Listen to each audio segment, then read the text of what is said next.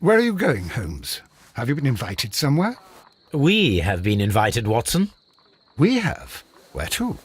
To the Baker Street Irregulars' annual dinner. They sent us an invitation. It is on the table. A dinner? How could those street urchins afford anything like that? I can't understand your interest in them, Holmes. They're dirty. They wouldn't hesitate to steal your wallet. Watson, you should be excited. It is a secret dinner. Its location changes every year. Read the menu. Sounds mouth-watering. All right. We, the secret police of Baker Street, invite you, Sherlock Holmes, and Dr. Watson to our annual dinner. Menu, entree, frozen rat head salad. Is this a joke? Not at all. Pray continue. Main course, sow's udder in Danny Nutcracker's way. Sounds disgusting, Holmes. Hedgehog goulash. Street turnips in homemade juice. And it goes on. I can hear them on the stairs now. Oh, we can't go there. We can't eat that. Watson, you'll hurt the feelings of those poor children. We have to go. Oh, Mr. Holmes. It is fine, Mrs. Hudson. Mr. Holmes! Wiggins, Dr. Watson is getting ready. He will be delighted to join us. You don't look well, my young man. Is there something wrong? Don't tell me the dinner is cancelled. Mr. Holmes, it's my brother Leighton. He's in a prison cell. They say he's killed 2 men. You have to help us, Mr. Holmes, 'cause I know he didn't do it. Where is he now? From what I've heard, they took him to the yard, and they gave him a good beating already. You know what they're like. They'll hang him. They won't look any further. Holmes, we have to help him. And forget about the dinner? Wiggins, I'll take the case. You're fantastic, Mr. Holmes. I'll be waiting for you at the crime scene. You'll be there, right? It's on Half Moon Street in Whitechapel. Very well.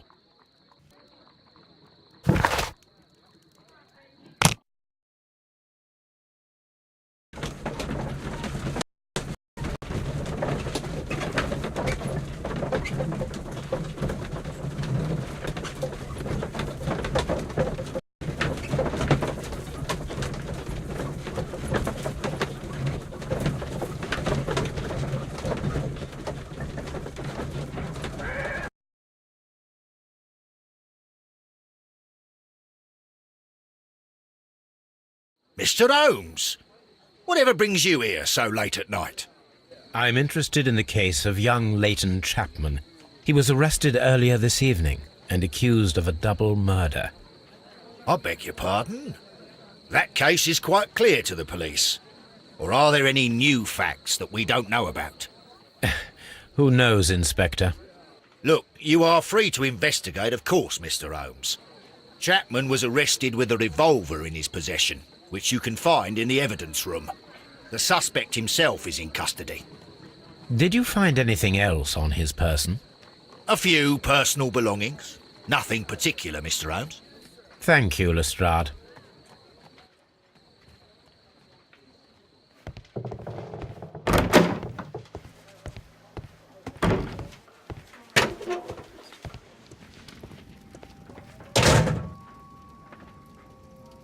A cheap watch, bought with his own money, no doubt.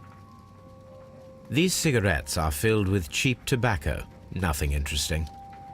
So this is the gun that Leighton was holding when he was caught by the police. It is a Webley revolver, a reliable weapon. It seems as though the shells were not removed from the cylinder.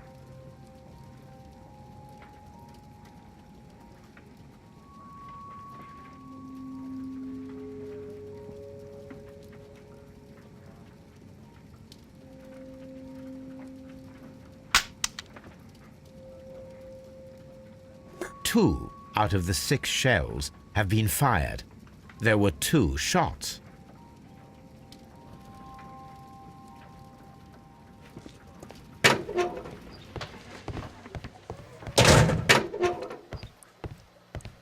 Please escort this suspect for interrogation. Good evening, Mr. Chapman. Who are you? I've got nothing to say. It's all a mistake. Calm down, Leighton. I have come here to help you. To find out if you truly are innocent, as your younger brother Wiggins has told me. My brother?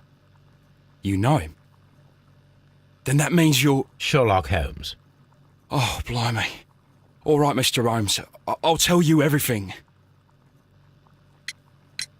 Good. Tell me your account of what happened.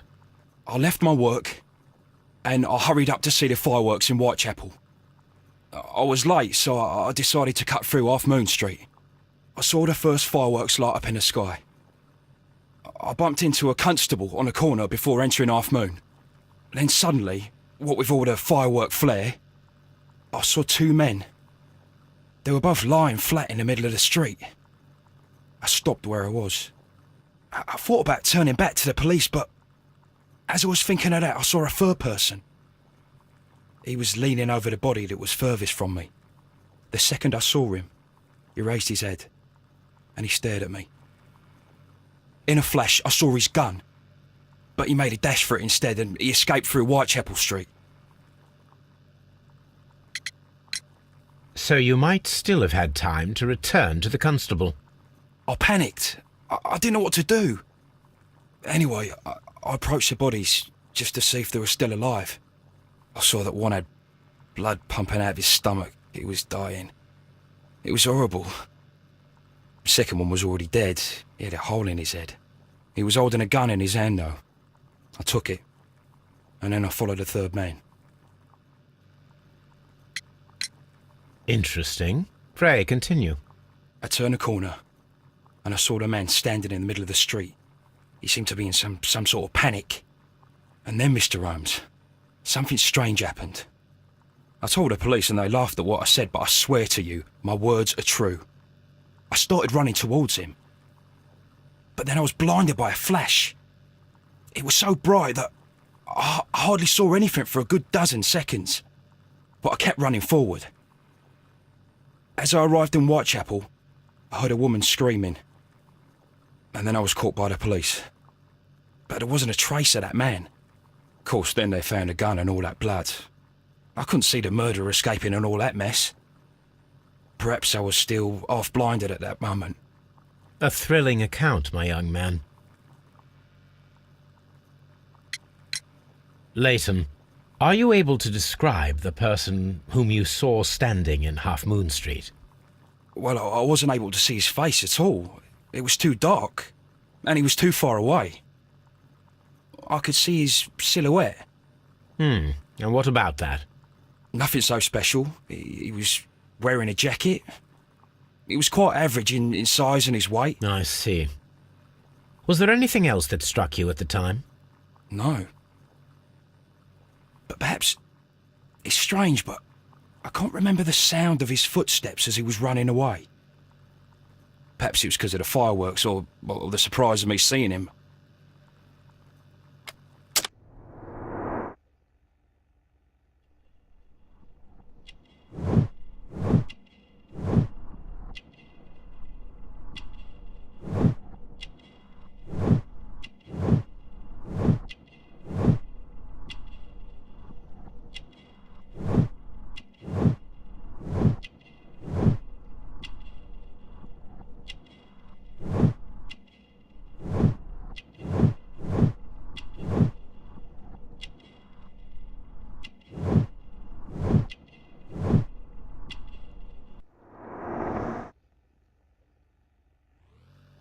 We shall see you soon, young man.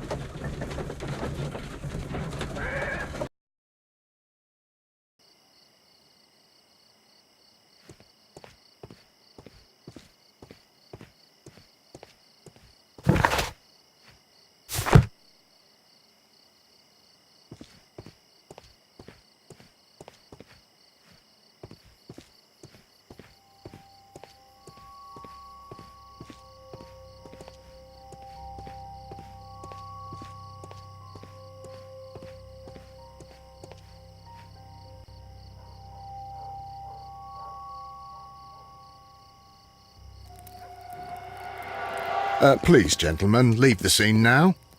Oh, Mr. Holmes, is that you? Good evening, Constable... Constable Marrow. I was here with Inspector Aberline during the Ripper case, Mr. Holmes, back in '88. But then this is nothing like that case.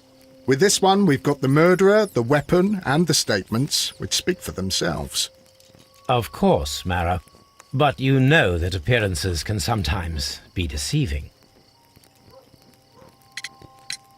Who were the victims? The two men here, both shot.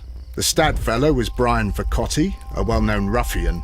The other, Kenneth Butler, a jeweller by trade. You spoke of statements. You have witnesses? Well, I was there, so I gave my own statement. And then there were two other witnesses who said they saw the killer Chapman. Mr. Turner, a gentleman who lives in that flat over there, and Polly Powell, a flower seller, who was over at the far side of the street. So, Constable Marrow, I should be delighted to hear your testimony. I was standing at the north side of Half Moon Street. That was the side that you came from. But you would have been unable to observe this part of the street, where we are standing now. That is correct. But I saw the two victims slowly enter Half Moon Street, and then shortly after, the fireworks started. A few minutes after that, the fellow Chapman rushed towards me and ran into Half Moon Street. Please continue. I didn't pay attention, but suddenly I heard a woman's cries and police whistles on the other side of Half Moon Street. I rushed over there and I saw the two dead bodies on the ground. When I reached Whitechapel Street, I saw Leighton Chapman. He'd been caught by two police constables. Did you hear the shots? I didn't hear any shots. The fireworks were all over the sky. They were so loud I couldn't hear anything else. What were the fireworks in honour of, Constable? Well, today's Queen Victoria's birthday, Mr. Holmes. Yes, I appear to have lost track of the days. It is May now, of course. Constable Marrow, what else caught your attention while you were running through Half Moon Street? I saw nothing but rats, and I took the time to light every corner with my lamp. Did you happen to look up at Mr. Turner's window when you were on Half Moon Street at that time? Yes, I saw that the window was open, but no one was there. It was dark in the room. Constable, your statements have been of great value to me.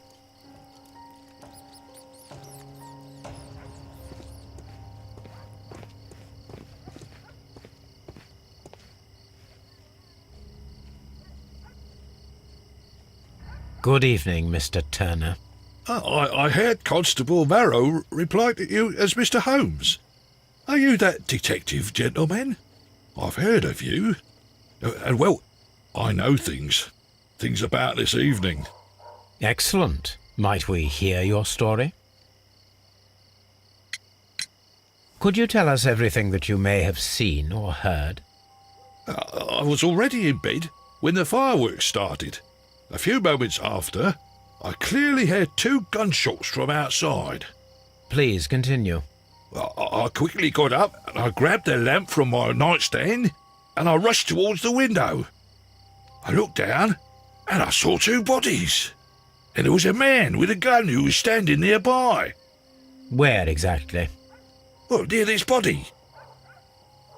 Did he notice you? I don't think so. He rushed towards Whitechapel Street without looking around.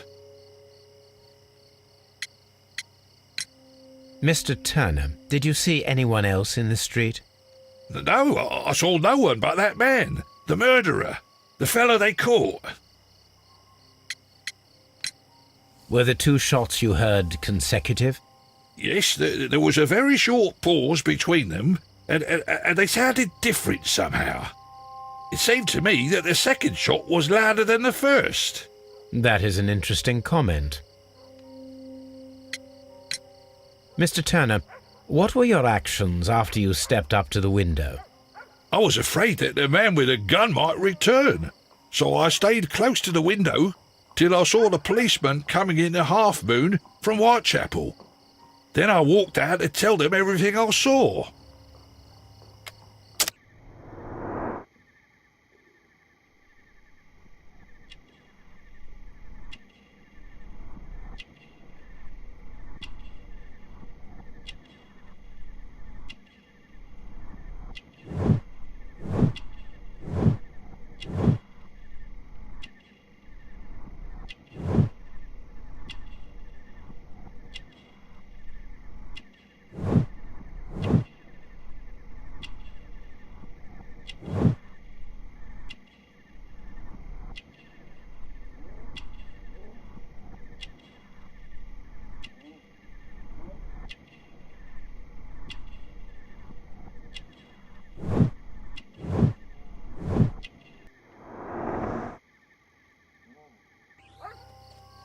You have helped us a great deal, Mr. Turner.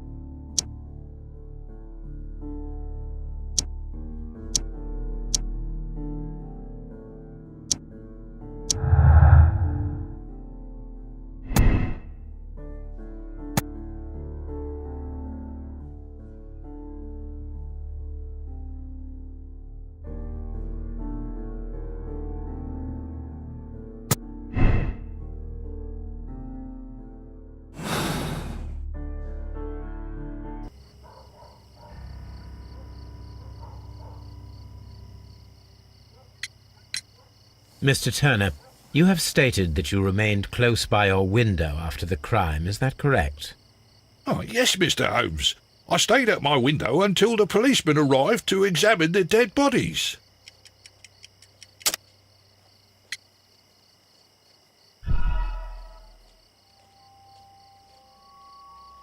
Oh, yes, Mr. Holmes. I stayed at my window until the policeman arrived to examine the dead bodies. That is very interesting, Mr. Turner. Constable Marrow stated that he did not see anyone at the window when he was running through Half Moon Street. Well, I think Constable Marrow and me, we might have been distracted by the whistles and shouts coming from Whitechapel. We could have missed each other somehow. You understand what I mean? It was a bit of a stressful moment, to tell you the truth, sir. Allow me to form my own theories, Mr. Turner. Would you mind showing me the view that you had from your window? Not at all, Mr. Holmes. Please, follow me. Mr. Turner appears to live very modest.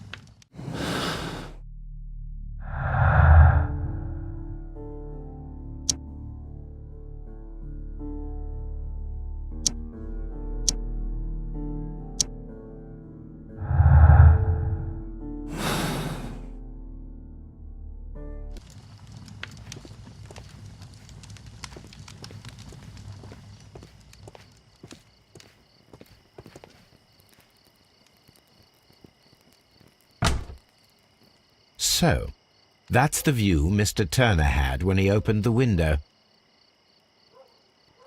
Brian Vercotti's contorted corpse. The dead body of Kenneth Butler. Mr. Turner had a perfect view of the crime scene. He saw the bodies clearly, and Leighton Chapman standing over them.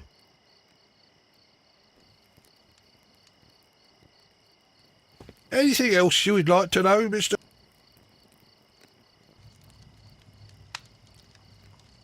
This kitchen knife is quite sharp.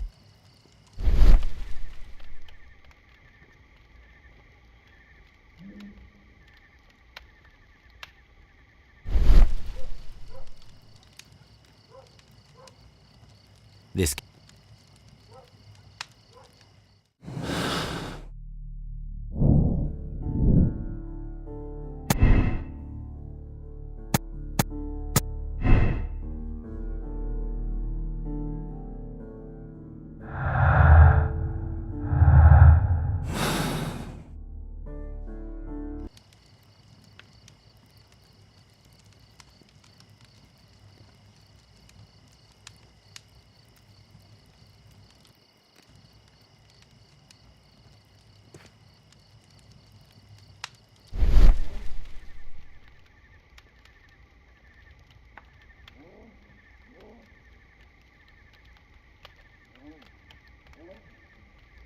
There are pieces of shredded paper scattered over the table. This kitchen knife was used to cut the paper.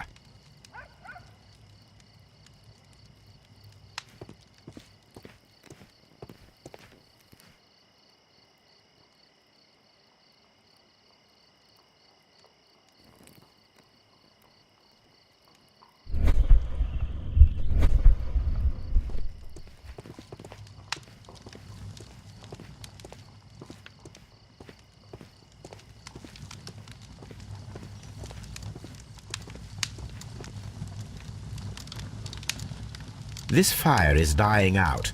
It was last tended to over an hour ago.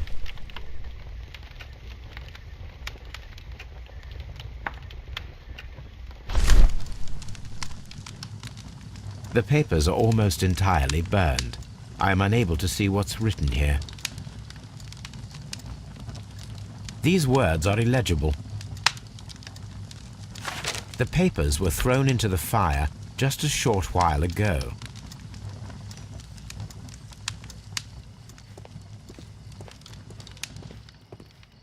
Mr. Turner was roused from his bed by the sound of gunshots.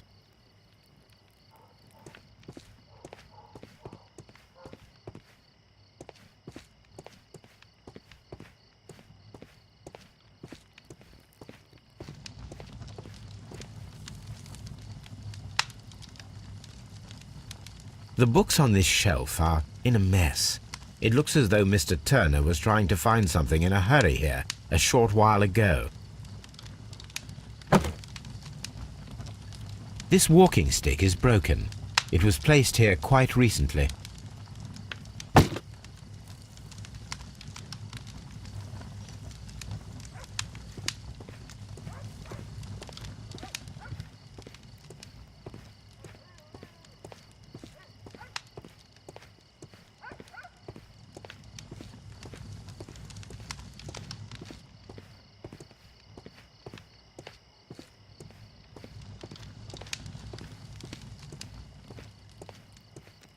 Anything else you would like to know, Mr. Holmes?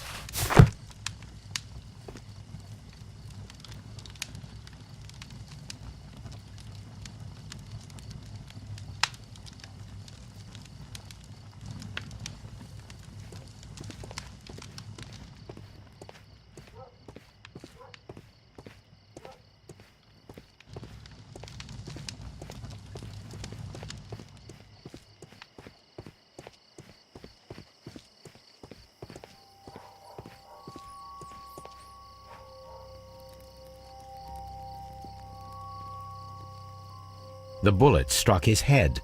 This man didn't stand a chance.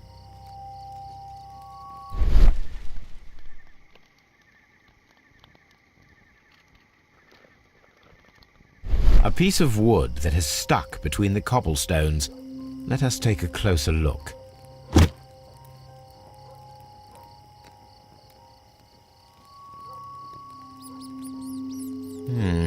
This shard of wood is quite new.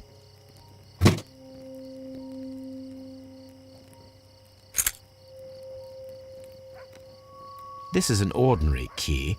I wonder what kind of door it opens.